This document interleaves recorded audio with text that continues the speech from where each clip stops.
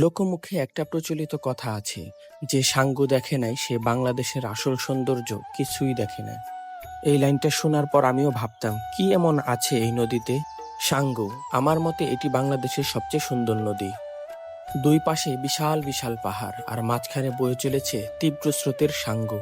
সাঙ্গুর পথে দেখা মেলে বিশাল দৈত্যাকৃতির পাথরের, আর তাদের মধ্যে সবচেয়ে জনপ্রিয় পাথর রাজা পাথর।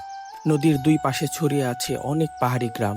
যেতে যেতে উপলব্ধি করতে লাগলাম পাহাড়ি মানুষের সরল জীবনযাপন। সাঙ্গুর আশেপাশে লুকিয়ে আছে ছোট বড় অনেক ঝর্ণা, যার স্রোত এসে মিশে যায় সাঙ্গুর বুকে।